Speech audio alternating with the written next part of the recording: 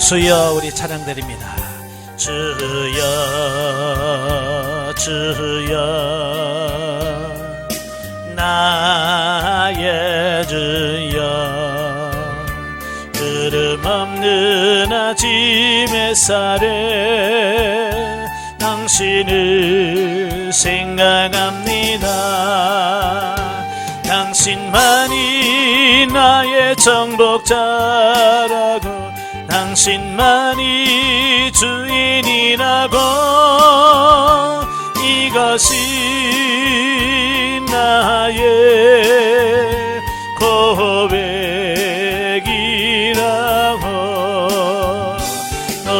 주여, 주여, 주여, 주여, 주님 뜻대로 나를 쓰소서. 주님 외에 정복자 없게 하소서. 주여, 주여, 주여, 주여, 주님이 지신 십자가 지렵니다. 내 평생에 주님만 따르렵니다. 아멘. 기도하겠습니다.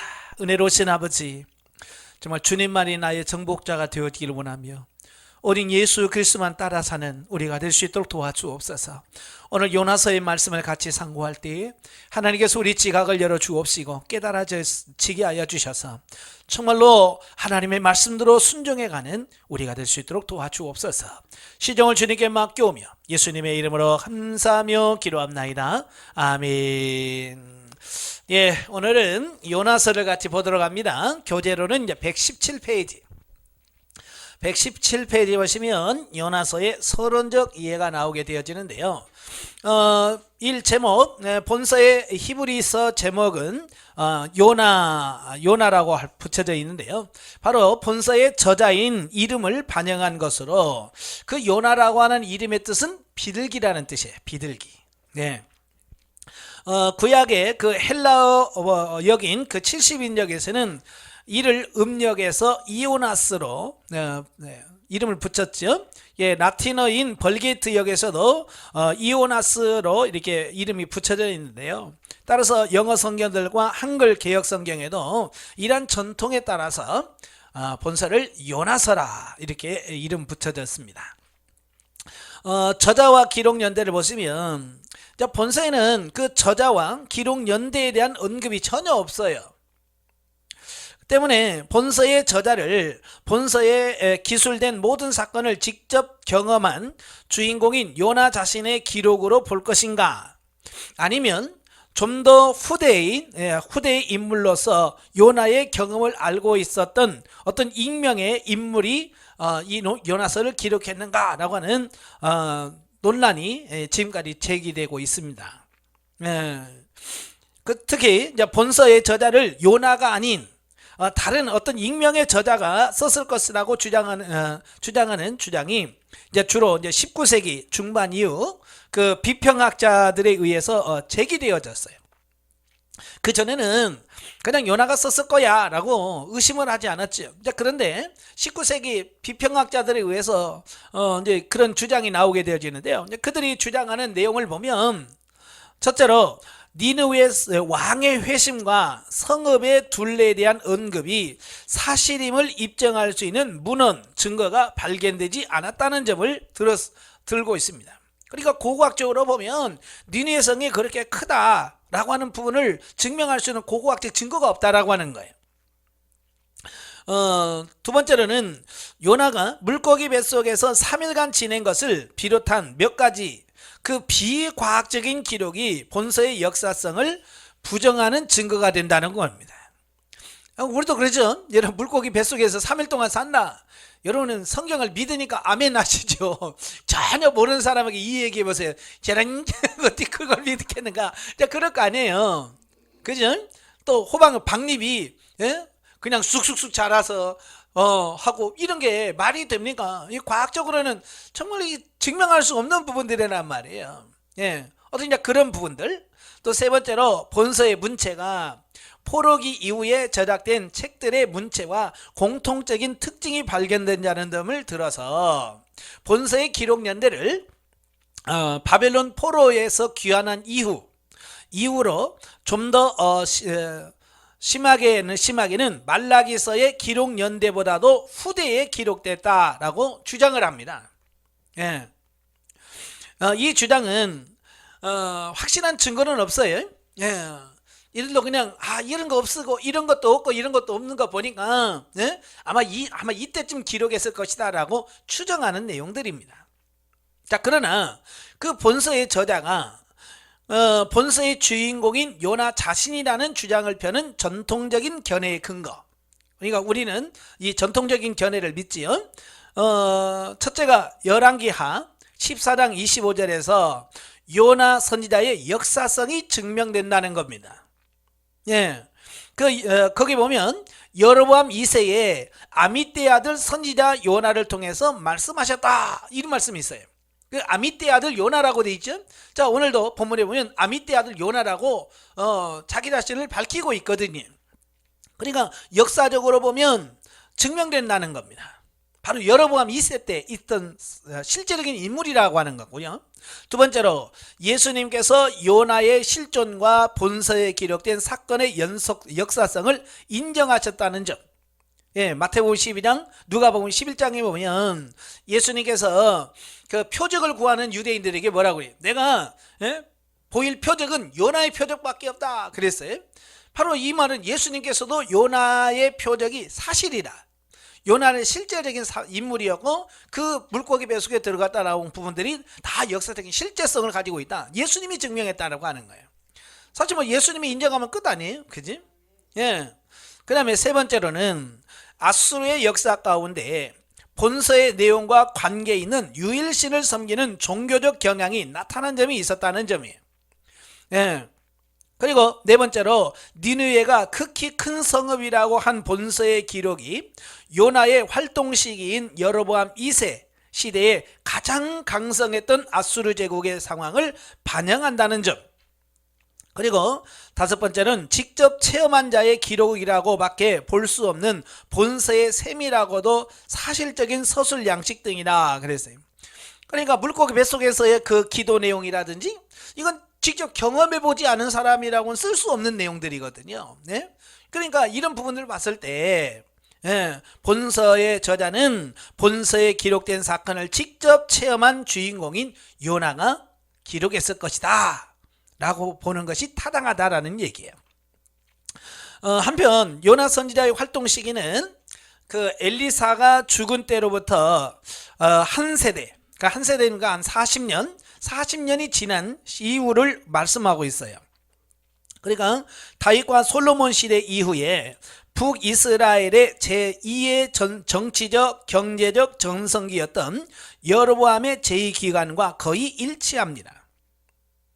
네, 그리고 당시 아수르는요, 그 산만에셀 3세, 또 아술단 3세, 아수니라리 2세 등이 왕들에 의해서 통치된 시대로서 이전 왕들의 통치 시대에 비해서 국력이 다소 약화된 때였다라는 겁니다. 그 이유는 북방의 신흥 국가인 그 아라랏과의 전쟁이 장기화되는 것이 가장 큰 이유나 설상가상으로 BC 765년에서 759년경에 큰 전염병이 돌아서요 많은 사람들이 죽었습니다. 또 BC 763년 6월 15일경에는 완전한 일식으로 아수르 땅이 칠흑같이 어두움에 휩싸이는 불결한 징조로 인해서 민심이 상당히 동요되었기 때문이다. 예. 그러니까 이 북이스라엘이 여로보암 2세가 왕인데요. 그때 나라를 부강하게 만들 수 있었던 이유는 뭐냐면 한참 큰 힘을 발휘했던 아수르가 나름대로의 국내 내란, 국내의 문제 때문에 외부에다가 힘을 쓸 수 없는 그런 상황이었어요. 그런 상황에서 이 여로보암 2세가 옛날에 빼앗겼던 땅도 다 차지하고 또 무역도 해서 돈을 많이 벌었어요. 그래서 어찌 보면 이스라엘의 솔로몬 이후에 가장 부강한 나라를 이루었던 시기가 바로 이 시대입니다. 그런데 이스라엘은 그렇지만 아수르 상황에는 그렇지 않았어요. 왜냐하면 북쪽에 그 아라랏이라는 새로운 나라가 세워지면서 계속 아수르와 전쟁을 하는 겁니다. 그러니까 아무리 힘 있는 나라도 전쟁을 오래 하다 보면 거기다가 돈을 쓰고 다 하다 보면 약해질 수밖에 없는 거예요. 지금도 그러죠. 서로 전쟁 안 하려고 하잖아요. 그죠? 왜냐하면 전쟁을 하고 나면 이겨도 손해가 막심하는 거예요. 그죠? 전쟁하려면 수많은 사람이 전쟁에 나가서 죽지요. 그 전쟁의 물자들 막 이런 것들이 뭐 어마어마하게 들어가잖아요. 그러니까 전쟁은 이겨도 남는 게 별로 없습니다. 그러니까 서로 안 하려고 하잖아요. 그러니까 아라랏과의 오랜 전쟁, 또 큰 전염병이 들어와서 많은 사람들이 막 죽어가는 겁니다. 이 전염병이 들면 민심이 흉흉하잖아요. 그죠? 코로나로 인하니까 어때요? 코로나가 전 세계를 휩쓸고 나라를 막 휩쓸면 어때요?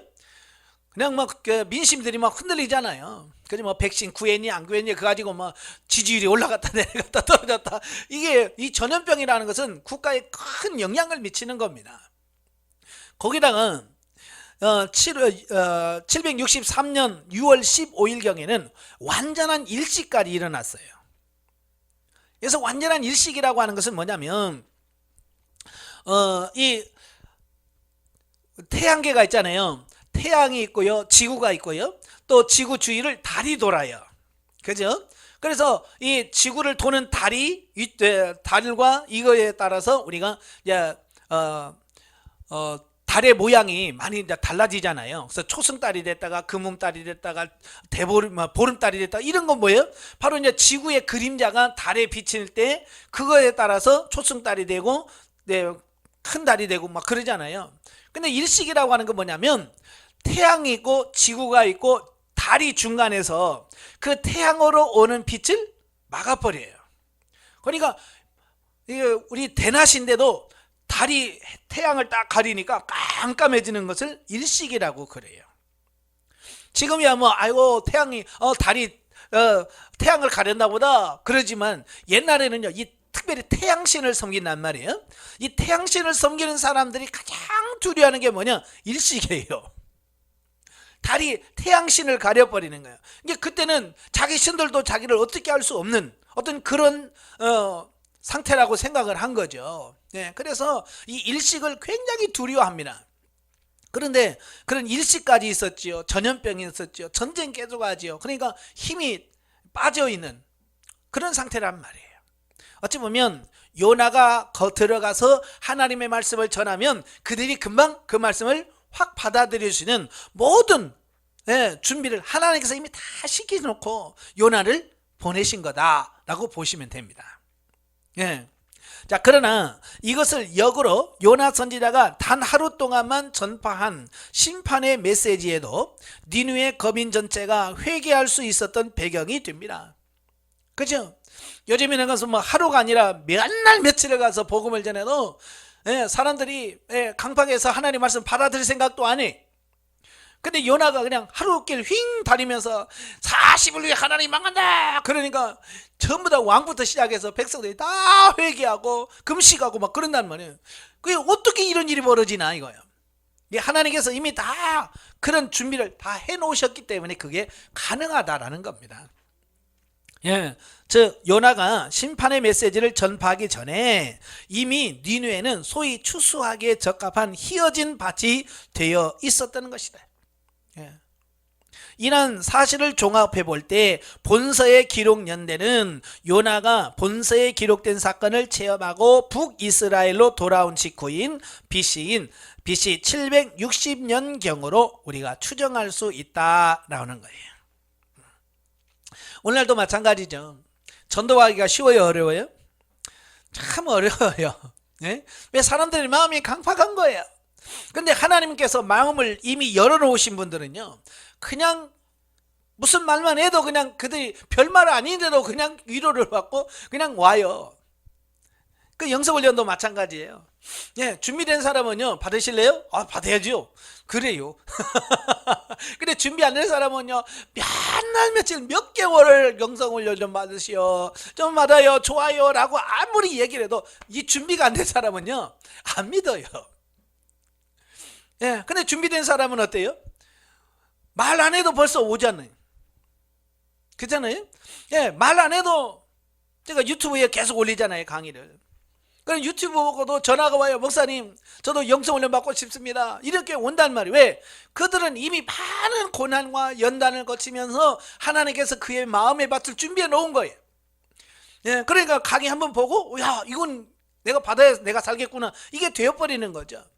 어찌 보면 요나가 그 니느웨 성에 들어가기 전에 하나님께서 이런 많은 환경을 통해서 마음을 밭을 쫙 준비해 놓기 때문에 그냥 한나절 가서 그냥 하나님이 이 성을 40일에 멸망시킨다 그러니까 깜짝 놀래가지고요, 아, 우리가 회개하겠다고 나서는 거죠. 그러니까 우리가 전도하기에 앞서서 하나님 앞에 그들의 마음이 준비되어지기 위해서, 마음밭이 준비되어지고 마음밭이 열려지기 위해서 기도하셔야 돼요. 그래야 그 말씀이 잘 들어간다라고 하는 거죠. 예? 저도 강의나 설교하면서도 항상 기도하는 게 그 뭐예요? 그 듣는 이들의 마음이 준비가 돼야 돼요. 기름진 옥토처럼 바뀌어야 돼요. 그래야 하나님 말씀이 그냥 떨어지면 그 말씀을 붙들고 살 수 있는 거거든요. 여러분의 마음이 이렇게 옥토가 되어지시길 바랍니다. 예, 3번 기록 동기와 배경을 보겠습니다. 본서의 저자이면서 동시에 주인공이기도 한 요나가 그 선지자로서 활동하던 여로보암 2세의 치하에 북이스라엘은 당시 중근동 지역의 국제 정세가 북이스라엘에게 매우 유리하게 작용하여 다윗과 솔로몬 시대 이후에 정치적, 경제적 최전성기를 맞이하게 되었다라는 겁니다. 예, 그러니까 언뜻 들으면, 야, 여로보암이 하나님을 잘 섬겨서 그런가? 라고 우리가 생각할 수 있겠지만, 여로보암은 그렇게 하나님을 잘 섬긴 사람 아니에요. 예, 타락한 사람이에요. 그런데 하나님께서 그 시대를 잘 만나게 한 거지. 그러니까 뭐 가끔 지금도 그러죠. 영웅이 시대를 만드느냐, 시대가 영웅을 만드느냐, 뭐 이런 논쟁을 하지요. 사실은 영웅이 필요한 시대는 항상 어려운 시대예요. 어려운 시대에 영웅이 나오게 되어지고요. 그럴 때는 조금만 뭘 잘해도 사람들이 와, 칭찬해주는 어떤 이런 부분이 되는 거죠. 자, 즉 당시 중근동 지역에는 북이스라엘의 가장 큰 적이었던 아람이 아수르의 공격을 받아 위세를 잃고 있었다. 그러니까 이 북이스라엘 위에는 바로 아람 나라가 있었어요. 그러니까 이 아람 나라는요, 계속해서 북이스라엘을 괴롭히고요, 늘 전쟁을 하고요, 그런 나라예요. 그런데 이 아람 나라가 이 아수르에게 전쟁을 치르면서 이 나라가 힘을 확 잃어버렸어요. 그러니까 힘을 잃었으니까 북이스라엘 공격도 못하고요, 도리어 북이스라엘이 가가지고 옛날에 빼앗겼던 땅 다 차지해버리고 도리어 아람의 수도인 다메섹까지 차지해버린. 예. 그러니까 이스라엘을 괴롭히던 나라가 힘을 잃어버린 거죠. 그 다음에 또한 아수르가 북방의 신흥 국가인 아라락과의 전쟁 때문에 아람의 수도인 다메섹에서 철수할 수밖에 없게 되었다. 여로보암 2세는 이러한 호기를 이용해서 아람의 수도 다메섹을 정복하는 등 옛 다윗과 솔로몬 시대의 북방 지역의 영토를 대부분 회복할 수 있었다라는 것을 보게 됩니다. 그러니까 아까도 조금 전에 말한 것처럼 이것은 여로보암 2세나 이스라엘 백성들이 잘해서 그런 것이 아니라 하나님께서 그렇게 만들어 주신 것이다 라고 볼 수 있습니다. 그런데 그들은 뭐요? 하나님께서 은혜로 주신 것을 은혜로 인식하지 못하고 자기들이 잘나서 그렇게 된 줄 알고 착각하는 거예요. 자, 오늘도 마찬가지, 저와 여러분도 이런 착각에 빠지시면 안 됩니다. 내가 잘해서 잘 되는 게 아니에요. 그냥 하나님께서 은혜를 베푸신 거예요. 어찌 보면 북이스라엘이 이제 멸망할 때가 얼마 안 남았거든요. 예, 멸망하기 얼마 전에 하나님께서 어찌 보면 그들에게 멸망하기 직전에 그들에게 어떤 복을 주신 어떤 이런 부분이라고 보시면 돼요. 그래서 저는 이게 참 이해가 안 됐거든요. 그냥 쫄딱 어렵다가 망하면 참 좋은데 이제 그런데 이런 부강한 나라를 주셨단 말이에요. 그래서 저도 이해가 안 돼서 하나님께 질문을 많이 던졌어요. 하나님, 이게 뭡니까? 예? 하나님도 제대로 섬기지 않고 이때에 아모스 선지자, 호세아 선지자, 요나 선지자가 계속 그 시대에 악함을 계속 책망하는 그 시대거든요. 죄가 그렇게 관영한데 왜 하나님께서 그 나라를 이렇게 부강하게 만들고 왜 이렇게 복을 주셨습니까? 저는 이해가 안 됩니다. 제가 하나님의 그런 기도하니까 주님께서 뭘 기억나게 하시냐면 옛날 어렸을 때 저의 삶을 다 이렇게 보여주시는 겁니다. 그게 뭐냐면 이런 거예요. 뭐 지금은 이제 그런 게 없습니다만 옛날 제가 어렸을 때만 해도 동네에 뭐 아들 결혼식이라든지 딸 결혼식을 하면 동네에서 돼지 잡는 게 그냥 뭐 유행이라고 할까요? 관습이라고 할까요? 그냥 그게 됐어요. 우리 동네는 그랬어요. 그래서 뭐 아들 장가 보낸다 그러면 이제 결혼 날짜가 잡히면 그 날짜에 맞게끔 돼지를 미리 사와요. 사와서 집에서 열심히 먹입니다. 예? 열심히 먹어서 그 가장 잘 크고 좋을 때 잡으려고 이제 사오는 겁니다. 그래서 돼지를 이제 계속 키우죠. 근데 이제 저희 어머니 같은 경우는 아무리 돼지라지만 그죠? 잡을 때가 되면 안쓰러우신 거예요. 저희 어머니가 봤을 때. 그죠? 그래서 장치 한 일주일 정도 전에 되면 저희 어머니가 그 전에는 안 하던 여러 가지를 하셔요. 그게 뭐냐면 그 죽을 돼지에다 더 맛있는 걸 많이 주는 거예요. 아무리 돼지지만 맨날 그 전에는 막 꾸정물만 부어주고 뭐 이런 것만 주다가도 이제 그 잡기 한 일주일 전 되면 맛있는 반찬 밥도 좀 많이 이렇게 해가지고 보리밥도 이렇게 막 섞어가지고 맛있는 거 주는 거예요. 왜? 마지막으로 미안하니까 잡으려니까 미안한 거예요. 그래서 그때 맛있는 거 주는 겁니다.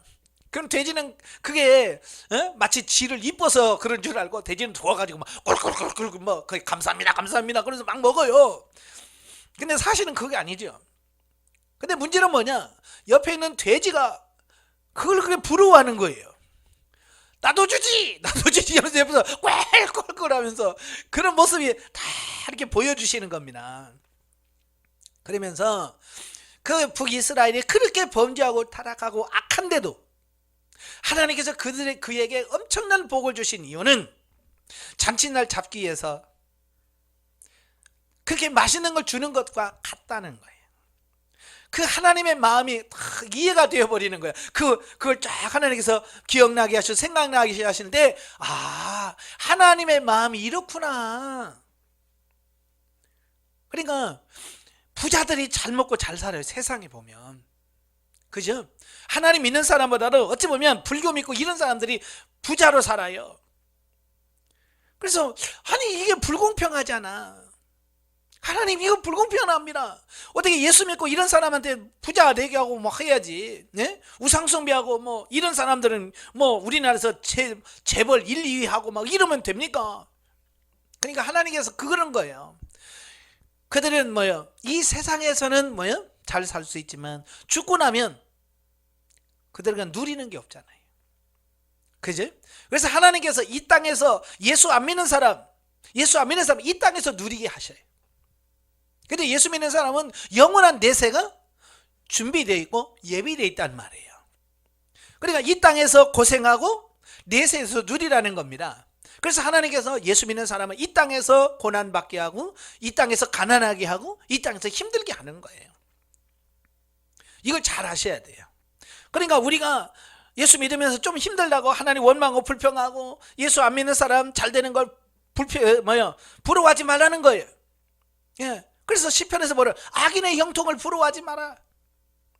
특히 시편 73편에 보면 내가 실족할 뻔했다. 왜? 부자들을 보니까 악한 사람들을 보니까 잘 먹고 잘 살다가 죽을 때까지 잘 먹고 잘 살고 얼마나 잘 먹으니 눈알이 툭 튀어나오고 죽을 때도 아무 고생도 안 하고 그냥 잘 죽드는 거야. 그러니까 이거 뭐야? 하나님 믿는 사람은 왜 이렇게 어렵고 왜 저렇게 악한 사람들이 저렇게 잘 먹고 잘 살고 죽을 때까지 저렇게 편하게 잘 사냐? 이제 그것 때문에 내가 실족할 뻔했다는 거예요. 근데 하나님 앞에 가보니까 어때요? 하나님 앞에 가보니까 그들이 아무도 없더라는 거예요. 예. 다 하나님 앞에서 미끄러져서 저 밑에 지옥에 가 있는 거예요. 그걸 보고 나서야 아하, 여호와를 가까이 함이 내게 복이로다. 그걸 깨달은 거야. 그러니까 세상에서 잘 먹고 잘 사고 돈 있고 없고 이게 중요한 게 아니고 이게 복이 아니라는 거예요. 정말 내가 가난하게 살아도 내가 힘들게 살아도 여호와와 가까이 하고 하나님을 가까이 하는 것이 내게 복인 거예요. 이걸 아셔야 돼요. 아시겠죠? 그러니까 제발 부러워하지 말아요. 돈 많은 사람 부러워하지 마세요. 우리가 이 땅에서 가난해도 하나님 안에서 바로 사는 것이 중요하다는 거고요. 예. 그런데 악인들이 잘 되는 것은요, 예, 그들을 심판하고 징계하기 전에 하나님도 그들이 불쌍해서 그래, 세상에서 좀 먹고 와라. 왜? 죽어서는 이제 그런 게 없잖아요. 끝났잖아요. 근데 저와 여러분은 어때요? 천국에 받을 면류관이 있습니다. 상급이 있습니다. 영원히 누릴 것이 있어요. 그러니까 어때요? 좀만 참어, 좀만 고생해도 네가 변화돼서 와라. 이게 있다, 누려지는 게 있다, 그러는 거예요. 아시겠죠? 그래서 악인들 부러워하지 마세요. 아시겠죠? 예. 한편 아수르는 비록 아라락과의 전쟁 등 국내 여러 가지 상황으로 인해서 일시적으로 세력이 약화된 것은 사실이지만 언제 다시 국력을 정비하여 팔레스틴 지역을 침공할지 모를 북이스라엘의 가장 강력한 잠재적 위협 세력이었습니다. 그러니까 지금은 여러 가지 일 때문에 이렇게 국력이 약해졌지만 다시 그 힘이 강력해질 겁니다. 그래서 언제라도 북이스라엘을 칠 수 있는 나라가 누구냐? 아수르예요. 때문에 그 북이스라엘 백성들은요, 이 아수르에 대한 반감을 조금도 늦추지 않았을 뿐만 아니라 배타적인 선민의식으로 인해서 이방인에 대한 무조건적인 경멸심은 더욱 고조시켰다. 이러한 그들의 배타적 선민의식은 궁극적으로 구약 선민 이스라엘뿐만 아니라 세계 만민에 대한 절대적인 사랑과 구원 계획을 가지고 계신 하나님의 인내하신 성품과는 완전히 배치되는 것이다. 이게 무슨 말이냐면 하나님은 이 세상에는 모든 사람들이 진리를 알고 구원에 이르기를 원하시는 하나님의 마음이 있는 거예요. 근데 이스라엘 백성들은 아이고 우리만 복받고 우리만 구원받고 저것들은 구원받으면 안 돼요 라는 배타적인, 예, 자기들만 구원받아야 된다는 하나님의 어떤 선민의식을 가지고 있었단 말이에요. 이게 하나님의 마음을 온전히 이해하지 못한 이스라엘 백성들의 마음이라고 하는 사실이에요. 자, 보세요. 부모의 마음은 자녀가 열이 있든 둘이 있든 세 명이 있든 똑같이 잘 되길 원하는 것이 부모의 마음이에요. 그죠? 근데 형제들은 안 그래요. 그죠? 그래서 예를 들어서 아들이 5형제예요. 그 중에서 막내가 제일 못 살아. 그래서 부모가 막내에게 좀 주려고 뭘 이렇게 하면 자식이 싫어합니다. 왜 그 아들만 주냐? 엄마는 왜? 아빠는 왜? 막내만 사랑하고 그런단 말이에요. 왜? 그 뭐냐면 부모의 마음을 이해를 못해서 그러는 거예요. 그렇잖아요. 부모의 마음은 뭐야? 둘이 있든 셋이 있든 항상 보면 못난 자식, 좀 못 사는 자식, 돈 못 버는 자식의 마음이 가는 게 사실인 거예요. 그죠? 그래서 뭔가로 그 자식을 돕고 싶은 게 부모의 마음이에요. 그러니까 그 부모의 마음을 이해한다면 조금 잘 사는 아들이, 예? 부모에게 돈 주면서 좀 그 형제에게 좀 갖다 주라고. 그죠? 자기가 직접 줄 수도 있지만 부모의 마음 이해되니까 뭐 1억이나 10억 주면서 이거 막내 좀 도우라고, 예? 둘째 좀 힘든데 도우라고 이렇게 하면 얼마나 부모 마음이 막 입이 막 찢어질 거 아니에요. 찢어. 그런데 조금 그것도 아니고 뭐 조금 부모가 돈이 많으면 그렇지만 조금 도와주면 왜 형만 도와주냐, 또 왜 동생만 도와주냐, 왜 오빠만 도와주냐. 그래서 이거 뭐야? 부모의 마음을 이해 못하는 자식들의 마음. 지금 이스라엘 백성들이 그런 거예요. 예, 우리는 하나님의 백성인데 우리나 축복해지지 왜 저 망해갈 저 나쁜 아수르는 왜 하나님이 챙기십니까? 이런 거예요. 자, 우리도 이제 그럴 수 있습니다. 예, 우리도 그럴 수 있어요. 그러니까 이 하나님의 마음을 이해할 수 있어야 돼요.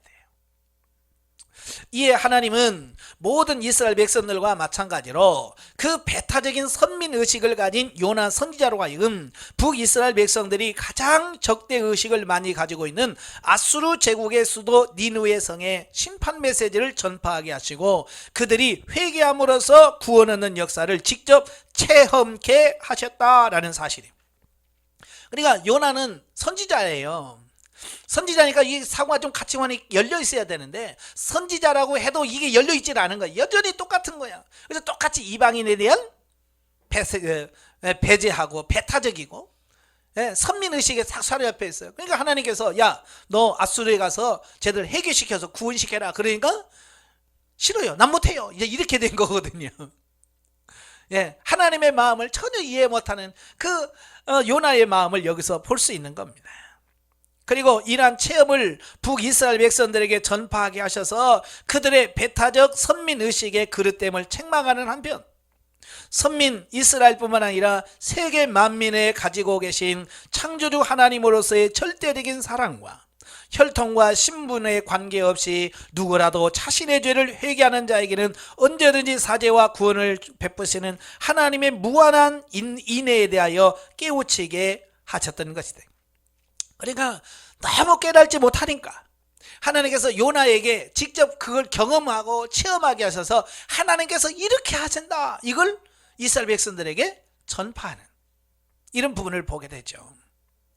마치 신약시대에 오면 베드로가 사도행전 10장에 보면 나오잖아요. 하나님 예수님께서 분명히 승천하시면서 뭐라고 그랬어요? 너희는 가서 모든 족속으로 제자를 삼아 가르치고 세례를 베풀어서 구원시키라고 명령했어. 이게 지상명령이잖아요. 근데 베드로는요, 이 선민의식이랄까요? 이렇게 꽉 차 있어요. 그래서 유대인들에게만 복음 전하고 이방인들에게는 복음을 안 전하는 겁니다. 사도가 되는데도 오순절 성령을 경험하고요, 막 예루살렘 교회가 부흥시키는 대로 예루살렘 교회만 부흥시키지 이방인에 대해서 관심이 없는 거예요. 그래서 하나님께서 사도행전 10장에서 그 보자기 환상을 보여주는 겁니다. 보자기 환상을 쫙 보여주면서 부정한 짐승들, 못 먹는 짐승들을 쫙 주면서 잡아먹어라 그러는 거예요. 그러니까 베드로가 뭐라고 그래? 저는 이런 거 한 번도 먹어본 적이 없습니다. 부정해. 그러니까 하나님 뭐라? 내가 거룩하게 했으니 잡아먹어라.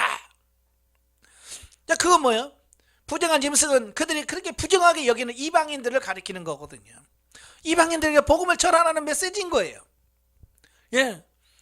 그래서 하나님께서 고넬료에게 천사를 보내서 베드로를 초청해라 라고 해서 사람을 보내고, 하나님은 또 이 환상을 보게 하고 딱 이게 시간적을 맞게 하셔서 베드로가 뭐예요? 고넬료 집에 가서 복음을 전한단 말이에요. 근데 거기 가서 복음을 전하면서 자기의 고정관념이 깨져버린 거예요. 왜? 하나님은 자기들만 구원하고 자기들만 성령 주고 막 자기들만 은혜 준 줄 알았더니 이방인들에 가서 복음 전하니까요, 막 거기서 막 뒤집어져 버렸어. 고넬료의 집에서 막 변화되고 성령이 막 임한 거예요. 그러니까 깜짝 놀란 거예요. 아, 하나님께서 이방인에게도 구원을 주시는구나. 그래서 하나님이 세례 베푸셨다면 내가 세례를 줘야지. 그래서 그냥 세례를 베풀고 와버리는 거예요. 그것도 그걸 모르는 유대인 교인들이 뭐라고 그래? 저거 타락했다. 베드로에게 타락했다는 거예요. 어떻게 이방인에게 가서 설교도 하고 어떻게 세례 베풀 수 있느냐? 막 베드로를 공격하는 겁니다. 교회 안에서. 그러니까 베드로가 사실을 다 얘기하잖아요. 이만저만해서 이런 환상이 있고 이렇게 가서 했는데 막 성령이 임하더라. 하나님이 하셨는데 내가 어떻게 그걸 먹냐? 그러니까 그때서야 이제 하나님께서 이방인도 구원하시는구나. 그래서 이방 구원의 문제가 확 열려지는 거죠. 자, 이런 거예요. 요나서 이스라엘 백성들은요, 그 이방인들에게 복음 전할 하나님 말씀을 전할 생각도 안 하고 구원시킬 생각도 안 하고 그것도 이런 생각들을 갖고 있을 때 하나님은 요나를 보내서 그 이방인을 구원하는 모습을 보고 다시 돌아와서 야, 하나님은 이방인들로 구원하더라. 근데 이걸 선포함을 통해서 그들이 가지고 있는 고정관념이라든지 이걸 깨트리기를 원하셨더라라는 겁니다. 참 이렇게 하나님은 이런 깊은 뜻을 가지고 역사하시는 거예요. 그러니까 우리가 이해가 안 돼도 순종해야 되는데 요나는 뭐예요? 그 하나님의 뜻을 이해를 못하니까 자기 생각에 매여버리니까 어때요? 싫어요, 나 못 가요. 왜 그 싫은 나라를 왜 가요? 예? 이렇게 돼버리는 거예요. 오늘 우리도 마찬가지. 하나님의 말씀에 순종해야 되거든. 너 이렇게 해라 라고 말하면, 예, 하나님 마음이 이해가 되어지면 내가 이해가 안 돼도 알겠습니다 하고 순종한단 말이에요. 근데 우리 이 마음에서 순종할 마음이 없으니까 하나님께서 이거 해라 라고 해도 우리가 불순종한단 말이에요. 누구처럼? 요나처럼. 그러지 않기를 바라요. 예.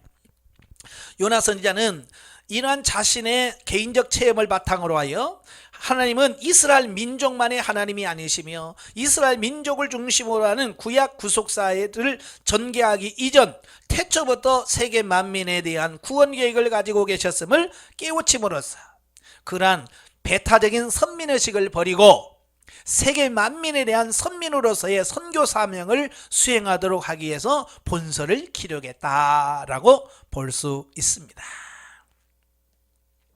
그런데도요, 이렇게 요나를 통해서 경험하고 와서 말씀을 전했는데도 불구하고요, 이 이스라엘 사람들의 이게 깨졌나요? 안 깨졌어요. 그게 신약시대까지 이어진 거죠. 예. 이게 사고와 가치관이 바뀐다고 하는 건 이거 참 쉽지 않습니다. 하나님의 특별한 은혜가 아니면 우리의 사고와 가치관이 바뀌어져.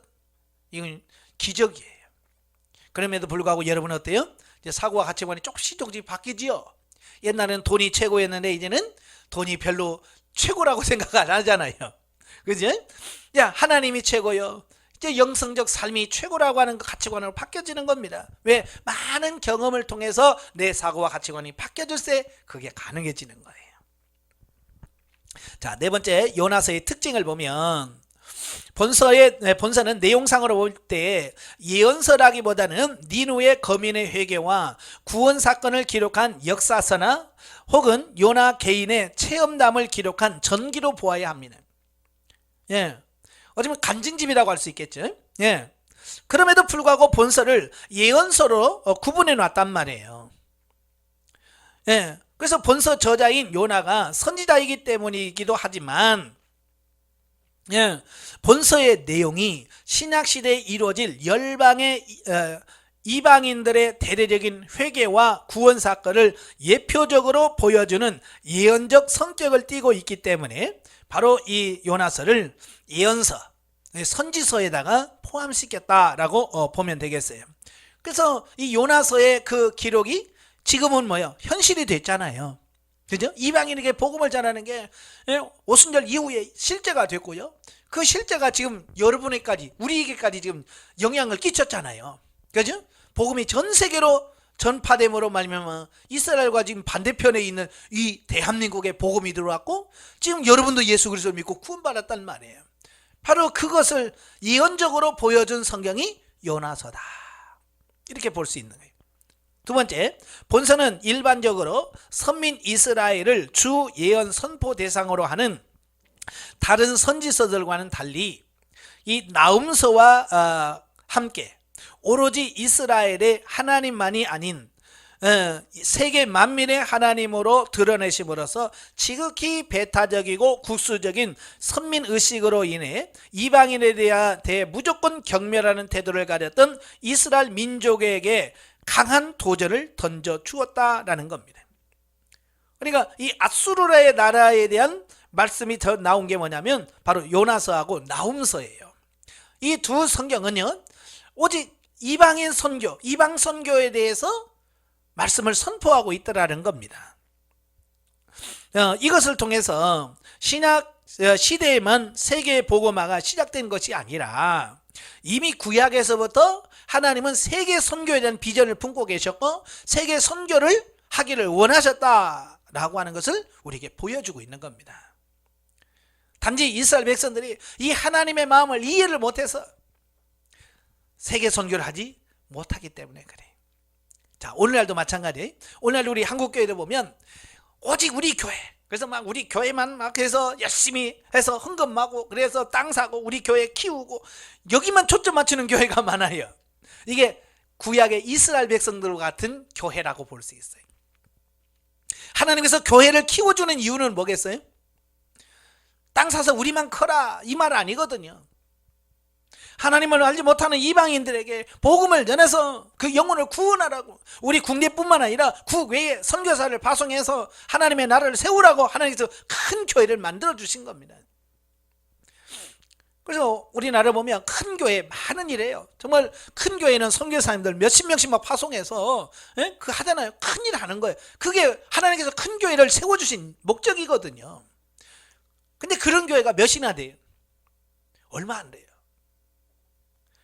하나님께서 그렇게 많은 교회와 성도 붙여주시고 물질 주셨는데도 불구하고 그것을 하나님의 뜻을 이루는 선교회다가 비전을 품지 못하고 자기들 등치 키우고 뭐 이런 데만 초점 맞추고 있다 그 말이에요. 그러면 안 됩니다. 결국은 영성이든 뭐든 결론은 선교예요. 하나님 말씀을 전하는 거예요. 영성훈련 받아서 우리가 영적으로 성장해서 혼자만 아이고 행복합니다, 나 천국에 살아요, 이걸 하고 이 짓 하라고 영성훈련 하는 게 아니에요. 물론 그런 것을 통해서 결국은 뭐냐면 이방인들, 하나님을 알지 못한 자들에게 예수 그리스도를 전하고 복음을 전파하는 거고, 세계 복음을 전파하기 위해서 영성훈련을 받는 거예요. 아시겠죠? 그러니까 좀 큰 인물이 돼야 돼요. 좀 넓게 세상을 볼 수 있어야 돼요. 근데 우리는 너무 좁게 봐가지고 나만 행복하면 돼요, 그냥 나만 잘 살면 돼요, 나만 영적으로 성장하면 돼요, 이렇게 너무 좁게 가면 안 된다. 아시겠죠? 세 번째로, 일방적으로 하나님의 소명에 절대 순종한 다른 선지자들과는 달리 하나님의 소명을 거부하다가 징계를 받았고, 그래도 마지못해 불평하며 소명을 수행한 요나 선지자의 개인 체험담을 기록한 이채로운 선지서이다. 그러니까 요나는 좀 특이한 선지자예요. 다른 선지자는 그냥 하나님께서 가라 그러면 네 하고 가요. 근데 요나는 대들어 반항하고요, 그러다가 얻어 터지고 가는 어떤 그런 모델을 제공하고 있죠. 결국 그가 많은 고난을 통과하고 나서야 그가 회개하고 다시 가지요. 오늘 이 요나 같은 사람이 참 많아요. 목회자 중에는 많고요, 성도들 중에는 많고요, 정말 많습니다. 저도 신학교 다닐 때요 참 요나서를 많이 읽었어요. 왜냐하면 어렵잖아요, 힘들잖아요. 그때마다 그만둬, 이거 때리쳐, 뭐 이런 생각을 정말 많이 했어요. 그때마다 하나님께서 꼭 읽으라고 한 책이 요나서예요. 너 도망가봐야 네가 어딜 가겠냐. 그잖아요. 제가 신학교 들어갈 때가 24살, 23살, 23살에 들어갔거든요. 그러니까 한참 막 나름대로 놀고 싶고 막 그럴 때 아니에요. 근데 들어가가지고 군대 제대하고 막 들어가니까 젊은 나이에 놀고도 싶고 막 이런 게 많은데, 그런데 내가 또 돈까지 없지, 또 거기다 또 몸까지 아프지. 그러니까 이게 막 오만 가지 생각이 나서 이거 그만둬, 때리쳐, 막 아이고 그만둬야지, 이번 학기만 하고 때리쳐야지, 막 이러면서 학교 다닌단 말이에요. 그러면 꼭 하나님께서 요나서를 읽게 하셔요. 그래서 신학교 다니면 요나서 참 많이 읽었어요. 그러면서 결국 깨닫는 게 뭐냐면 네가 가면 어딜 가겠냐. 그래서 그만둬야지 했다가 아이고 그래 가봐야 또 맞고 올 텐데 그냥 가던 거 가자. 그래서 버티면서 지금까지 온 거예요. 여러분도 버티면서 가시길 바래요. 아시겠죠? 도망가봐야 갈 데 없어요. 자, 네 번째로, 본서 전체에 걸쳐 초자연적인 이적들이 연속적으로 나타나 본서의 생동감과 역동성을 느끼게 합니다. 그러니까 이 성경을 읽어보면요, 이 역동적이에요. 왜요? 하나님 말씀 피하고 갔다가 막 광풍이 일어나지요. 거기서 물고기 뱃속으로 퐁 들어가지요. 물고기 뱃속에서 막 쥐약 기도하지요. 또 뭐 박넝쿨이 막 샥 자라지요. 뭐 벌레 가서 먹지 뭐. 이거 보면 마치 4장밖에 안 되는데 뭐 큰 소설이나 막 영화 본 것처럼 큰 그림이 그려진단 말이에요. 그런 어떤 생동감이 있고 역동감이 있는 어떤 그런 부분을 볼 수 있고요. 다섯 번째, 이방인의 구원과 관련된 매우 깊이 있는 신학적 내용을 다루면서도 전반적으로 단순한 문체와 쉬운 용어를 구사하여 내용 이해의 폭을 넓히고 있다. 그래서 요나서는 읽으면 어려운 게 없어요. 쉬워요. 그냥 다 그냥 읽으면 그냥 이해가 되도록 만들었단 말이에요. 그 다음에 여섯 번째, 제2장에 나타난 요나의 기도문은 시편의 내용과 유사한 점이 많다. 그러니까 극심한 고난에서 부르짖던 그 시인들의 그 시와 물고기 뱃속에서 죽음의 순간에 부르짖는 그 요나의 기도가 어때요? 사람들은 극심한 상황을 하면 다 똑같아요. 7번째, 요나가 물고기 뱃속에서 3일 3야를 지낸 사건을 통하여 구약 성경 중 그리스도의 죽으심과 부활을 가장 생생하게 예표해주고 있다. 그래서 예수님도 인정하셨잖아요. 네? 하늘에서 온 표적을 보이라. 그러니까 내가 너에게 보일 표적은 요나의 표적밖에 없다 라고 말씀하시죠. 이건 자기 자신이 무덤에 들어가서 3일 동안 있다가 부활하실 것을 말씀해 준 거예요. 자, 123페이지 보시면 신학적 이해를 봅니다. 자, 요나서의 그리스도 기독론을 보시면 본서에는 장차 도래할 메시아 즉 그리스도와 그의 사역에 관한 직접적인 언급은 하나도 없습니다. 예, 그래서 요나서 보면서 뭐 예수님 이야기 나와요, 안 나와요? 하나도 안 나와요. 예. 그러나 그 요나 선지자의 그 심판의 메시지를 전해들은 니느웨 거민들의 그 회개와 그로 말미암는 구원의 사건을 기록하고 있는 본서는 간접적으로 장차 예수 그리스도의 복음이 세계 만방에 전파됨으로 인하여 혈통적으로 이방인이라 불리우는 세계 만민이 그 복음을 믿고 회개하며 구원을 얻게 될 것을 예표적으로 보여주고 있다. 그러니까 이방인 구원에 대한 예표가 바로 요나서다라고 보는 거예요. 한편 요나 자신이 스월의 뱃속이라고까지 표현했던 깊은 바다의 물고기 뱃속에서의 죽음과도 같은 그 3일간의 시간을 보내고 다시 살아나온 요나의 경험은 예수님께서도 직접 언급한 바와 같이 예수 그리스도께서 죄악에 빠진 인류를 구원하기 위해서 십자가 위에서 죽임을 당하시고 장사되어 3일간 무덤 속에 계시다가 부활하신 사건의 예표다. 예, 조금 전에 설명드렸죠. 자, 이것은 결국 구원은 여호와께로서 말미암나이다 라고 한 요나의 고백에서도 암시된 바와 같이 제2위 성자 하나님이신 예수 그리스도만이 전 인류의 구주가 된다는 진리를 천명해 보이고 있다라고 볼 수 있다는 거예요. 또한 요나의 심판의 메시지를 듣고 그렇게 자랑했던 니느웨 거민들이 회개했다고 하는 사실은 역설적으로 오늘날 예수 그리스도의 복음을 듣고도 완악하여 회개치 않은 불신자들에게 엄중한 경고가 된다는 얘기예요. 사실요, 구약 성경에서 이 아수르를 가장 잔인한 민족으로 평가하고 있습니다.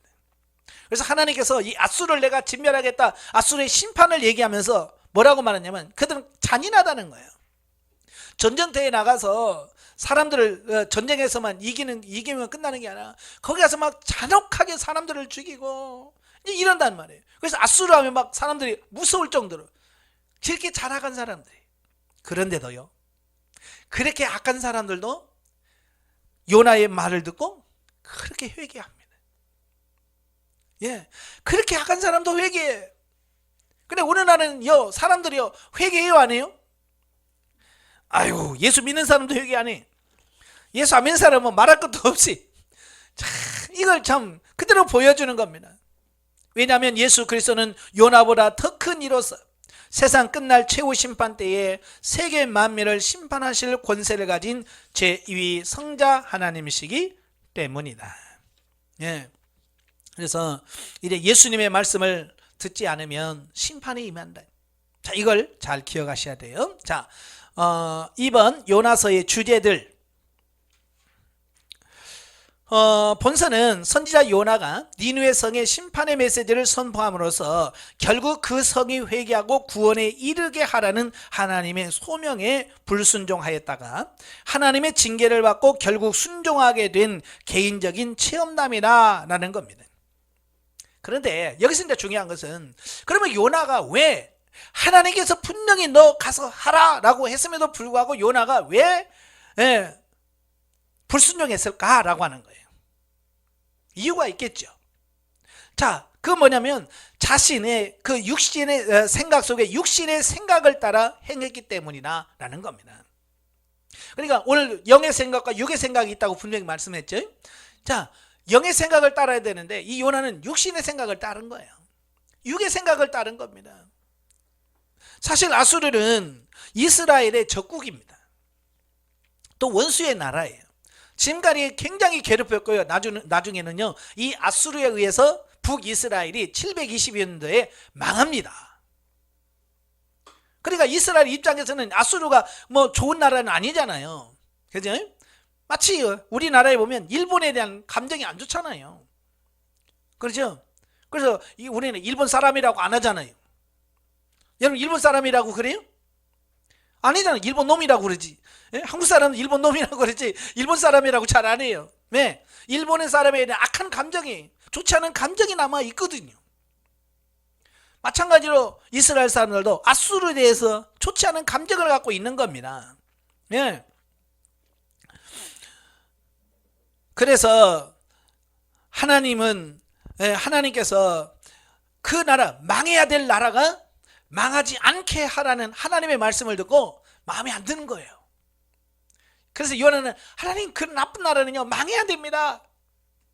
그런데 하나님께서 뭐라고 그래요? 너 가서 죄로 있어 망할 건데 네가 가서 회개시켜서 망하지 않게 해라 그러는 거예요. 그러니까 요나가 마음에 들어요, 안 들어요? 많이 안 들죠.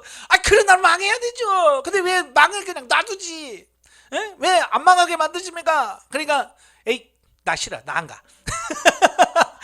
내가 안 가서 저 회개 안 시키면 지들은 망하겠지? 근데 이런 거예요. 이게 극히 인간적인 생각이죠. 육신의 생각인 거예요. 오늘날도 마찬가지예요. 오늘 많은 성도들이 그 하나님의 그 깊은 마음을 이해를 해야 되는데 하나님의 마음을 이해하지 못하고 자기 생각에 그냥 쑥 빠지니까. 예를 들어서 하나님께서 야, 너 누구에게 이렇게 도와라 라고 말하면 내가 이렇게 애써서 돈 번 거 왜 그렇게 쉽게 그걸 줄 수 있어요? 싫어요. 난 못해요. 이런다면 이게 뭐냐, 육신의 생각에 지면 그렇다 그 말이에요. 요나도 마찬가지, 선지자지만 그 평소에 아수르에 대한 반감, 좋지 않은 생각들, 이런 것들이 꽉 차 있어서 크게 자기를 짓누르는 거예요.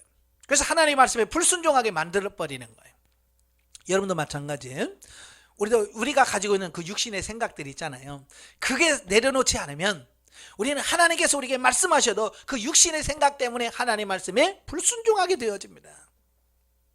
그래서 계속해서 자아파세, 육신의 생각을 내려놓아라. 왜? 그래야 그걸 내려놔야 순종할 수 있기 때문에 그런 거예요. 그걸 내려놓지 않으면 아무리 하나님께서 말씀하셔도요 순종이 안 됩니다. 육신의 생각을 내려놓길 바래요. 아시겠죠?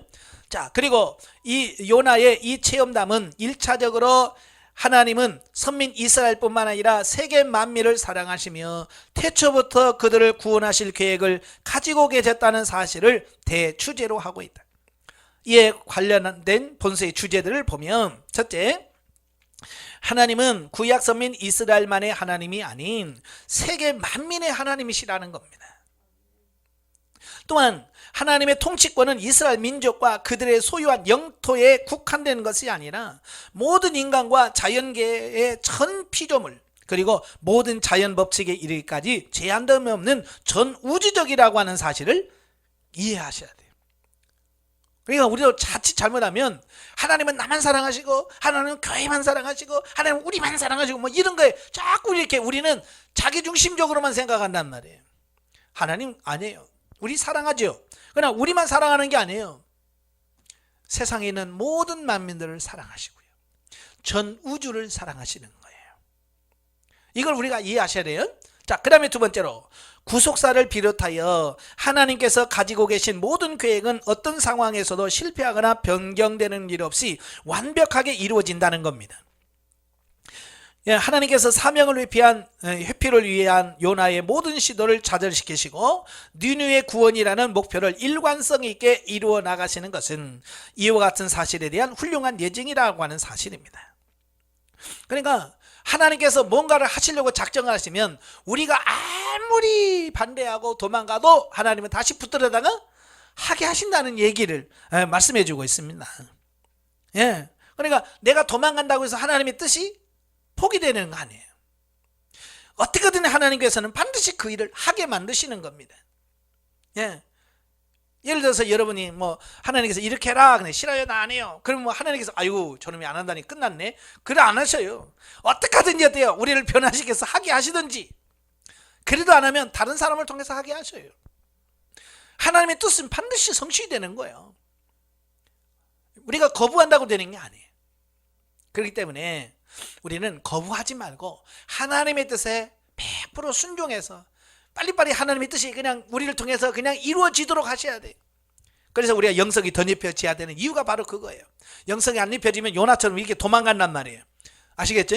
영성이 덧입혀지면 하나님께서 말씀하시면 아멘, 아멘 하고 순종해 하니까 얼마나 하나님의 일이 우리를 통해서 순수하게 이루어지겠어요. 그죠?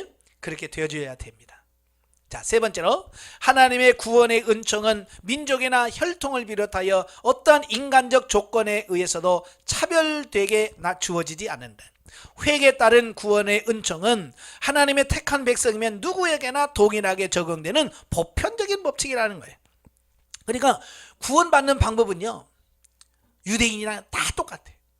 회개하면 구원해 주는 거예요. 예. 그렇게 악한 아수르도 어때요? 회개하니까 구원받아요. 그러면 이스라엘 백성들은 뭐 저절로 구원받나요? 아니요. 그들도 역시 회개하고 예수 그리스도를 믿어야 구원받는 거예요. 이건 유대인이나 헬라인이나 야만인이나 다 똑같아요. 그래서 사도 바울이 그걸 강조하고 있잖아요. 네? 또 네 번째로 하나님의 백성으로 부르심을 받은 자들은 누구나 선교의 사명을 부여받고 있으며 이 사명의 수행은 개인적인 편견이나 민족 감정 등 다른 어떤 요소에 의해서도 좌절되거나 방해받아서는 안 된다라고 하는 겁니다. 그러니까 자기 어떤 감정에 의해서 하면 안 된다. 예. 저도 한동안 선교에 대한 비전을 갖고 막 기도한 적이 있어요. 근데 제가 하나님께 뭐라고 기도했냐면, 하나님 다 가겠는데 일본은 안 됩니다. 내가 그랬어요. 저 일본 놈들은 저 싫어요. 제가 그런 적이 있다니까요. 왜? 저도요, 감정을 가지고 있어요. 일본이란 그런 악한 감정을 갖고 있기 때문에 그래요.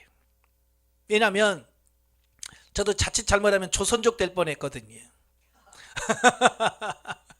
저희 어머니 아버지가 일본에 끌려서 만주로 끌려갔어요.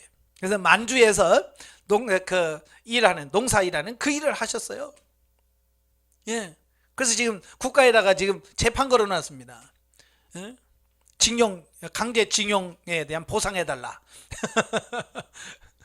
그래서 저희 어머니, 아버지, 할머니, 할아버지까지 일해가 끌려가서 만주에서 농사 지면서요, 월급도 안 주고 그냥 그 옥수수 가루 줘가면서 농사 일 시킨 거예요. 예. 그러다가 해방됐잖아요. 근데 많은 같이 끌려간 사람들이 많이 못 들어왔어요. 근데 저희 어머님은 그냥 해방되자마자 그냥 바로 돌아오신 거예요. 만약에 그때 안 돌아왔으면 나는 지금 중국 조선족 됐을 뻔했어요. 예. 바로 이제 그런 적이 있기 때문에 내 속에는 일본에 대한 그런 게 있어요. 이놈들이 우리 아버지를 끌어가서, 우리 할아버지가 만주에서 돌아가신 거. 이제 그러니까 일본에 대한 그런 감정이, 악한 감정이 있는 거예요. 좋지 않은 감정이 있는 거야. 그러니까 선교할 때도 저 일본 놈들은 안 됩니다, 하나님. 그렇게 보니까 내가 꼭 요나하고 똑같더라고요. 그래서 요나를 욕을 못해요, 내가. 왜? 나하고 똑같거든요. 근데 지금은 가라면 가지요. 예. 그렇지만 선뜻 아멘 하기는 상당히 저도 고민을 많이 해야 될 것 같아요. 자, 5번 보시면 하나님의 은총은 실로 무한하다. 하나님은 당신께 불순종한 요나를 용서하셨으며 수백 년간의 죄악을 일삼아 오던 니누의 거민이 회개했을 때에도 즉시 용서하셨다. 그리고 지금도 하나님은 어떠한 죄인이든지 회개하고 돌이키면 즉시 용서와 구원을 베푸신다라는 사실입니다.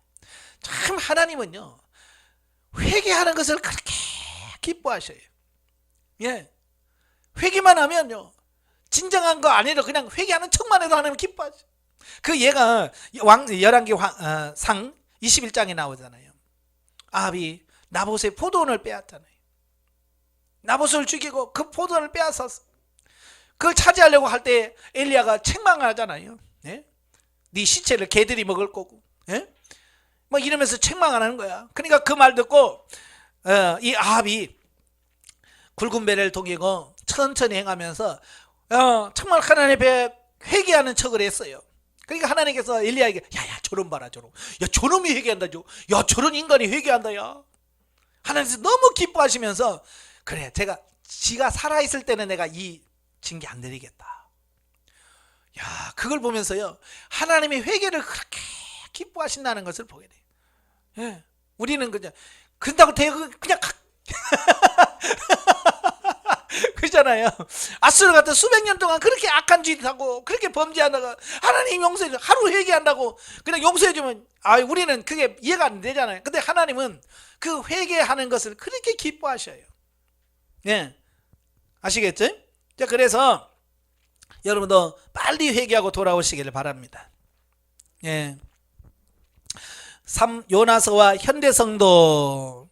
자, 요나서는 구약 중에 신약이라는 별명까지 붙어지고 있는 것을 알 수 있듯이 다루고 있는 바 핵심 주제가 구약 선민 이스라엘 중심으로 구속사가 전개되는 구약에서 보다는 오히려 신약에 더 잘 어울린다라고 볼 수 있습니다.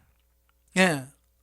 어찌 보면 구약은요, 이스라엘 중심으로 하나님의 구속사가 전개되어집니다. 그죠? 근데 신약 시대는 뭐요? 땅 끝까지 이르러 복음의 증인이 되라 그랬거든요. 그러니까 구속사가 신약 시대에 오면 전 세계로 뻗어지는 거예요. 근데 이미 요나서는 구약 시대에 이미 땅 끝까지 이르러 복음이 전파되는 어떤 그런 부분을 보여준다는 거예요.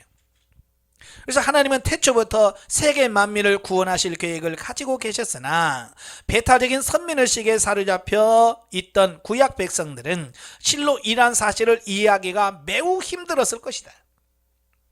그러나 본서는 그러한 구약 백성들에게 요나 선지자를 통하여 당시 이스라엘에게 가장 위협적이던 국가 아수르의 수도 니느웨 거민이 하나님의 심판의 메시지를 듣고 회개하여 구원 얻은 사건을 제시함으로써 1차적으로는 당대 이스라엘 백성에게, 나아가서는 오늘날 신약 시대의 모든 성도들에게 전 인류에 대한 하나님의 구원 계획의 보편성을 이해하도록 하고 있다. 이러한 요나서가 현대 성도들에게 던져주는 바 구체적인 교훈이 뭐냐? 첫째는 모든 성도에게, 세계 만민에게 그리스도의 복음을 전파할 선교 사명이 부어졌다는 사실을 우리에게 가르쳐주고 있다라고 하는 사실입니다. 아시겠죠?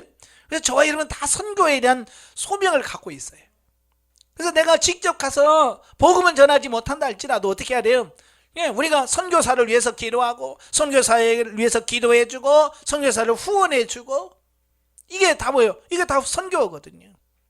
예. 그래서 저도 선교에 직접 나가지 못하지만 매 주일날 오전 예배 시간마다 저는 선교사들에서 꼭 기도해줘요. 세계 복음을 들고 나가는 선교사는 그들을 기억하옵시고 그들의 사역지에 하나님이 도와달라고, 고난하고 어렵지만 하나님께서 붙들어줘서 그들이 승리하게 해달라고 꼭 주일 예배 시간, 기도 시간에 그 선교사를 위해서 기도합니다. 성경에서 뭐라고 말씀하니까 너희가 선지자의 이름으로 선지자를 도우면 선지자의 상을 받을 것이다. 예, 너희가 선교사의 이름으로 선교사를 위해서 기도하고 도우면 너는 선교사에 한 번도 선교 안 나가서 선교사 상 받습니다. 이걸 기억하십시오. 그래서 여러분 선교사상 받아야 돼요. 그러니까 선교사를 위해서 끊임없이 기도하고, 또 물질 여유 있으면 그들에게 선교하고 후원하고, 그래서 하나님의 나라가 확장되도록 돕는 그 역할을 해야 돼요. 두 번째로, 하나님께서는 인류에 대한 구원 계획을 당신의 계획과 섭리에 따라 진행시켜 나가시면서 동시에 당신의 종들에게 전도의 방법으로 구원사에게 동참할 것을 허락하셨다. 따라서 성도는 마땅히 하나님의 기뻐하시는 뜻을 따라 하나님의 구원 계획의 기쁨으로 적극 동참하는 자세를 가져야 된다. 세 번째로, 심판의 경고는 때로 축복의 메시지보다 훨씬 효과적으로 불신자들을 회개로 이끌 수 있다. 이는 요나가 단지 심판의 메시지만 선포했음에도 불구하고 니느웨 거민들이 대대적으로 회개한 사건을 통해서 분명히 알 수 있다. 그러므로 우리는 불신자들에게 심판을 경고함에 있어서 결코 주저함이 있어서는 안 된다. 그러니까 이런 거예요. 설교할 때도 축복 설교하면 그냥 별로 이렇게 충격을 안 받아요. 그 막 하나님께서 심판을, 벼락을 칠 거야 막 그러면 듣는 사람이 큰 충격을 받겠죠. 그죠? 이게 하나님의 심판을 선포했을 때 어찌 보면 충격을 받고 회개 빨리 이룰 수 있는 어떤 그런 부분이 되는 거예요. 그러니까 오늘 한국교회 너무 메시지가 뭐냐, 축복 위주의 설교로 위로, 소망 이런 쪽으로 흘러가다 보니까 성도들이 뭐예요? 충격을 받질 않아요. 좀 충격을 받아야 어찌 알고 이래야 되는데 충격을 안 받으니까 그냥 신앙생활하면서 회개라고 하는 건 이런 게 별로 안 나타나는 거예요. 그래서 때로는 메시지가 좀 강할 필요도 있다는 거예요. 그러니까 요나가 가서 그 니느웨 백성들에게 하나님의 축복 설교해가지고 그들이 회개했겠어요? 그렇죠. 40일 후에 하나님이 이 성을 무너뜨릴 거다. 망한다. 그러니까 망하면 안 되는데. 그래서 야 회개하자 이렇게 된 거 아니에요. 그러니까 어찌 보면 메시지가 좀 강할 필요는 있더라. 그렇다고 해서 맨날 때리면 안 되겠죠. 필요에 따라서. 네 번째, 성도는 자신의 생활 속에서 역사하시는 하나님의 섭리의 손길을 발견하고 그것이 교훈하는 바를 깨달도록 힘써야 한다. 이게 참 중요합니다. 그러니까 삶의 연장에서 일어나는 모든 사건들을 통해서 전해지는 그 하나님의 뜻, 지금 하나님께서 뭘 하시려고 이런 환경을 주시는가, 자 이걸 깨닫는 것이 중요한 거예요. 그래서 늘 물으라고 제가 말씀드렸잖아요. 하나님 이 사건은 무엇입니까? 하나님 이런 환경을 주신 것은 나에게 뭘 말씀하시려고 하시렵니까? 라고 계속 하나님께 물으면서 하나님의 뜻을 깨달아갔을 때 순간순간 성령과 함께하고 동행하는 그런 역사가 우리 삶에 나타나는 거예요. 다섯 번째, 성도는 하나님은 자기의 택한 백성의 모든 것이 합력하여 선이 되게 하시는 분임을 깨닫고 고난이 닥칠 때에도 차절하지 않고 소망에 넘치는 생활을 힘써야 한다. 제가 강의 시간마다 그러죠. 하나님은 절대 손해보지 않으신 분이다. 하나님은 장사꾼이신데요, 절대 손해 안 보여. 진짜 손해 안 보세요. 우리 볼 때는 망하는 것 같고요, 끝날 것 같은데 하나님은 절대 손해보게 안 하셔요. 그러니까 망하게 할 것처럼 하나님께서 말씀하셔도 아멘 하고 순종하면 하나님께서는 거기서 갑절에 아니면 60배 100배 결실을 맺게 하시는 하나님의 손길이 있어요. 그래서 우리가 하나님의 말씀에 순종하시기를 바랍니다. 아시겠죠? 자, 넘겨서 128페이지 구속사적 이해를 봅니다. 자, 우리가 성경 곳곳에서 하나님의 백성과 그들을 괴롭히는 이방인들이 하나님 앞에 범죄했을 때 하나님의 심판이 임하는 것을 많이 살펴볼 수 있다. 자, 여기서 중요한 건 뭐예요? 하나님의 백성을 괴롭히면요, 하나님께서 심판하신다는 거예요. 성경 역사를 보면요, 이스라엘 하나님의 백성을 괴롭히고 살아남은 나라가 없습니다. 이스라엘 주변에 있는 나라들이요, 살아남은 나라가 없어요. 다 망했어요. 자, 이걸 뭘 말하냐? 하나님의 백성을 괴롭히는 것은 하나님께서 제일 싫어하는 겁니다. 오늘도 마찬가지예요. 교회 핍박하고요, 교회 힘들게 하고요, 복받은 집 없습니다. 그것뿐만 아니라 교회 안에서도 마찬가지예요. 교회 안에 성도들 간에도 마찬가지예요. 성도들 간에 서로 미워하고 싸우는 사람 복 못 받습니다. 하나님이 제일 싫어하는 게 뭐라고요? 싸우는 거예요. 여러분, 성도들을 우리는 그냥 아이고 뭐 김집사 이집사 막 이렇게 할 수 있겠지만 그 안에 누가 계셔요? 삼위 하나님이 계시잖아요. 그러니까 그 사람을 욕하면 그 사람을 욕하는 거 아니라 그 사람 안에서 역사하시는 삼위 하나님을 욕하는 거예요. 아시겠죠? 그래서 교회 안에서 서로 사랑하라고 하는 거예요. 근데 교회 안에서 서로 사랑하지 못하고 서로 시기하고 질투하고 싸우고 난리, 이거 아닌 거예요. 하나님이 제일 싫어하는 게 그런 거예요. 아마 여러분 자식 낳아서 길러보지만 자식끼리 서로 사랑하면서 우애야 사는 거 보면 부모는 너무 좋잖아요. 그죠? 근데 이 자식이 막 서로 싸우고 막 그래봐요, 부모의 마음은 찢어지는 것처럼 하나님도 마찬가지인 거예요. 똑같아요. 부모의 마음은 하나님의 마음의 예표요 모형이거든요. 그래서 절대로 하나님을 믿는 성도를 힘들게 하지 마세요. 교인 여러분 같이 신앙생활하는 옆에 있는 교인들 힘들게 하지 마세요. 참 어떤 분들은 그냥 꼭 싸움닭이 있어요. 교회 안에 그냥 싸움닭 그냥 파닥 그냥 막 쪼아대고 막 파닥파닥 싸우는 이 닭들 있잖아요. 싸움닭 그냥 그렇게 싸우는 사람들이 많은데 그건 안 돼. 하나님께서 절대로 복 안 주십니다. 반면에 회개하고 돌이킬 때는 하나님의 진노의 잔을 거두시고 뜻을 돌이켜 구원하시는 내용도 살펴볼 수 있다. 그러니까 하나님 이스라엘 백성들을 치면 하나님께서 치시고 그 회개하고 돌아오면 하나님께서 복을 주시는 거예요. 오늘 이제 요나서가 바로 그 대표적인 예요. 회개하고 돌아오면 그렇게 악한 백성이라도, 그렇게 이스라엘을 괴롭혔던 나라도 회개하고 돌아오니까 하나님께서 용서해 주시는 겁니다. 여기서 죄악의 성 니느웨, 곧 하나님의 진노의 잔이 차고 넘치는 그곳에 요나를 보내셔서 그것을 회개하게 하고 구원하시는 하나님의 사랑을 살펴볼 수 있다. 그러니까 하나님께서 그들을 사랑하기 때문에 선지자를 보내는 겁니다. 자, 여러분도 마찬가지. 여러분을 사랑하시기 때문에 여러분들에게 하나님의 말씀을 전하는 주의 종들과 선지자를 보내서 여러분을 가르치고 깨우치고 영적으로 살도록 만드시는 것. 이게 뭐냐? 이것이 하나님의 여러분을 사랑하고 있다는 뜻이에요. 예. 이처럼 하나님의 구속의 역사는 위대하고 인간의 마음과 지혜로는 측량할 수가 없다. 우리가 하나님을 영적으로 경험한 만큼만 그 사랑을 알 수가 있다. 그래요. 우리는 이 짧은 이 지식, 이 짧은 어떤 이런 견해를 가지고는 그 하나님의 깊은 뜻을 이해를 못하는 거예요. 그죠? 근데 우리는 이 짧은 이 머리, 겨우 IQ 뭐 100 이쪽 저쪽 가지고 우리는 그 전능하시고 전지전능하신 그 하나님을 이겨먹으려고 하니까 이길 수가 없지요. 그죠? 여러분 절대로 여러분 머리 갖고 하나님 못 이겨먹습니다. 여러분 아무리 뭐 여러분이 뭐 100명이 모여서 뭐 지혜를 다 짜내도 하나님 못 이겨요. 100명이나 1000명, 10,000명, 10만 명, 100만 명, 1000만 명이 모여서 지혜 짜내도 하나님 못 이깁니다. 예. 하나님 막을 수가 없어. 왜? 하나님은 전지전능하신 분이기 때문에. 예, 그래서 우리가 하나님의 뜻은 막을 수가 없어요. 단지 우리는 순종할 수 있을 뿐이에요. 그래서 적극적으로 저와 여러분들이 하나님 말씀에 순종하셔야 돼요. 예. 그래서 저도 그래요. 가끔 보면 하나님께서 하시려고 하실 때 이해가 안 될 때가 많아요. 저 이해가 다 돼서 순종하는 거 아니에요.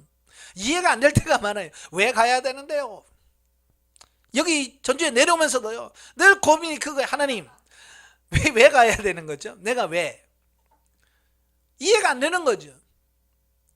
제가 꼭 뭐가 같으냐면 사마리아에서 열심히 복음 전하고 있는 빌립에게, 야, 너 사람도 없는 광야로 내려가. 예, 그거가 같은 거예요. 우리 이제 성경을 아니까 하나님께서 그 에디오피아의 네시 간다게를 만나기 위해서 하나님께서 그렇게 하셨구나. 우리 성경을 아니까 아멘 할 수 있지만 그때 당시 그 내려가야 하는 빌립의 마음은 어땠을까요? 이거 왜 내려가야 돼? 지금 여기서 할 일이 많은데, 여기서 지금 할 일이 많고 사람 이거 바빠, 지금 일이 많은데 왜 내가 사람도 없는 광야를 왜 가야 되나? 얼마나 많은 갈등을 하겠어요. 그죠? 그러나 하나님 말씀에 순종하니까 어때요? 내시를 만나게 되고 그에게 복음을 전하게 되고, 그래서 그 에디오피아라는 나라가 복음화되어지게 되고, 이런 하나님의 깊은 뜻이 들어있어요. 그래서 우리는 순종만 하면 그 하나님의 뜻이 이루어지는 거야. 예. 그래서 저도 지금 벌써 이제 전주에 내려온 지가 3년이 되면서 지금 하나님께서 이런 계획을 가지고 내려오라고 하셨구나. 근데 이걸 이해가 되어지는 거예요. 그러니까 그때 당시는 이해가 안 돼요. 지나놓고 보면 그런 의미구나, 이걸 알 거예요. 요나도 마찬가지요. 처음에 가라고 할 때는 이해가 안 되잖아요. 근데 다 사역 마치고 돌아와서는 얼마나 멋쩍었겠어요. 아이고, 하나님 이런 기쁜 뜻이 있었는데, 아이고 이런 바보 같은 놈이 그걸 몰라가지고 그래 도망갈, 아이고 이 바보 같은 놈. 아마 그 다 경험하고 나서는 아마 혼자 앉아가지고 지를 때리면서 그랬을까. 이 바보 같은 놈, 아이고 등신. 그러면서 자기 자신을 이렇게 했을 거야. 왜? 못 깨달으니까. 여러분도 그래요. 지금 여러분도 불순종하고 나중에 아이고 이 바보 그럴 때가 틀림없이 있을 겁니다. 그러지 않기를 바래요. 하나님 말씀에 순종하십시오. 왜? 하나님은 이미 넓은 계획을 가지시고 그 계획을 이루어 가시는 분이기 때문에 그래요. 이것은 경험해 본 사람만이 알 수 있는 거예요. 그래서 많이 경험해 가시길 바래요. 따라서 하나님은 우리로 하나님의 지혜와 사랑의 부유함을 알도록 우리 삶 속에서 역사하고 계신다. 자, 영적에 봅니다. 하나님은 범죄한 니느웨를 구원하기 위해서 요나를 보내셨다. 니느웨에게서 말씀을 전해야 되거든요. 말씀이 뭐예요? 하나님의 말씀이 들어가야 사람을 변화시킬 수 있는 거예요. 아까도 말한 것처럼 그 고넬료의 집에 베드로가 가야 돼. 베드로가 가는 이유는 뭐예요? 말씀을 전해야 돼. 그러니까 베드로 가서 말씀을 전하는데 말이죠, 그냥 설교하는 중에 막 성령 임해져 버리는 거예요. 말씀이 역사하는 거예요. 오늘 여러분도 마찬가지예요. 설교 들으면서, 강의 들으면서 말씀이 여러분 안에 들어갈 때 그 말씀이 여러분 안에서 역사를 일으켜야 돼. 그러려면 반드시 누가 있어야 돼? 말씀을 전하는, 메시지를 전하는 누군가가 있어야 된단 말이에요. 바로 훈련에서는 제가 지금 여러분에게 요나처럼 하나님의 메시지를 전하고 베드로처럼 말씀을 전하는 메신저가 될 거예요. 그럼 여러분 듣고만 말 거예요? 회개만 해야 됩니까? 아니면 여러분도 누군가에게 요나가 돼야 되죠. 하나님의 이 진리를 모르는 자들에게 가서 자식들 모아놓고, 야, 예수 믿어야 된다, 신앙생활 해야 된다, 영성해야 된다. 여러분이 누군가에게 요나가 돼야 되죠. 그렇잖아요. 누군가에게 복음을 전할 수 있는 사람이 돼야 되잖아요. 성경에 뭐라고 하죠? 전하는 자가 없이 어찌 들으리요? 그렇죠. 전파하는 자가 있어야 들을 거 아니에요. 근데 입 딱 다물고 있으면 누가 듣습니까? 그래서 니느웨도 하나님께서 요나를 보내서 고넬료의 집에 베드로를 보내서 복음을 전하게 된 거고요. 우리나라도 마찬가지예요. 우리나라에도 저 만주 지역에 맥켄타이어라든지 존 로스 목사 같은 분들을, 선교사를 보내서 만주에서 한글로 성경을 번역하게 만들고요. 또 우리 남쪽에는 언더우드라든지 아펜젤라든지 이런 선교사를 보내서 복음을 전했잖아요. 그들이 들어와서 하나님의 복음을 전하니까 지금 우리 한국 땅에 이렇게 복음이 전파된 거잖아요. 전하는 자가 없이 어찌 들어요? 예. 여러분도 여러분에게 말씀을 전하는 분들의 메시지를 잘 들으셔야 되고, 나도 누군가에게는 말씀을 전하는 메신저가 돼야 된다는 거예요. 아시겠죠?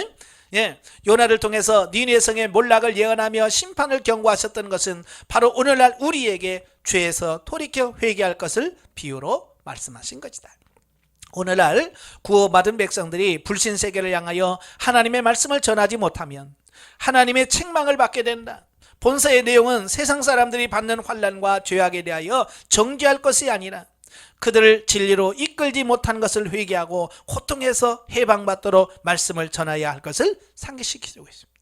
그러니까 오늘 이 시대로 마찬가지예요. 세상이 썩어먹었어요. 세상은 악해요. 맨날 정죄만 하고 판단할 것이 아니라 바로 그들에게 썩었으니까, 부패했으니까 그들에게 복음을 전해서 그들의 영혼을 살려야 되는 것이 오늘날 교회의 사명이 아닌가. 에스겔서 3장 16절부터 21절에 보면 그 파수꾼에 대한 이야기를 하면서 그러잖아요. 너희가 가서 하나님의 말씀을 전해서 그들을 구원하면 좋겠지만, 만약에 하나님께서 그들에게 복음을 전하라고 해서 전하지 아니해서 그들이 망하면 그들의 피값을 너희의 손에서 찾겠다.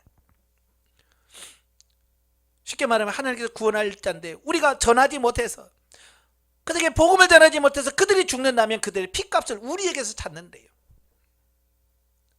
아시겠죠? 그러니까 여러분들이 혹시라도 하나님 앞에서 너 왜 전도 안 했어? 내가 너 누구한테 누구 붙여주었잖아. 근데 왜 너 전도 안 하고 그 영혼 지옥 가게 만들었냐라고 주님께서 여러분에게 물으신다면 여러분 뭐라고 대답하겠어요? 몰랐어요. 그때 가서 또 하나님을 몰랐어요 그러겠어요? 예? 그렇지 않기를 위해서 오늘도 여러분, 하나님 누구에게 복음을 전하기를 원하십니까? 누구에게 이 진리를 전하기를 원하십니까? 라고 해서 그 전하고자 하는 그들에게 하나님의 메시지를 전할 수 있는 사람이 되어야 된다고 하는 것을 여기서 말씀해 주고 있습니다. 예, 여기까지 말씀 듣겠습니다. 예, 기도하겠습니다. 하나님 아버지, 이 요나서를 보면서 참 많은 것을 깨닫습니다. 오늘 이 시대를 바라보면서 우리가 요나처럼 참으로 하나님의 말씀을 선포하고 영혼들을 구원하는 그 일을 감당할 수 있는 우리가 되어지게 하옵소서. 행여라도 우리의 육신의 사고가 깨지지 않는다면 도망가는 요나처럼 우리로 하나님을 떠날 수밖에 없습니다. 이런 우리를 붙들어 주시고 하나님을 떠나지 않고 순종하는 우리가 될 수 있도록 성령님 도와주시옵소서. 예수님의 이름으로 감사하며 기도합나이다. 아멘. 하나님께 온누립니다.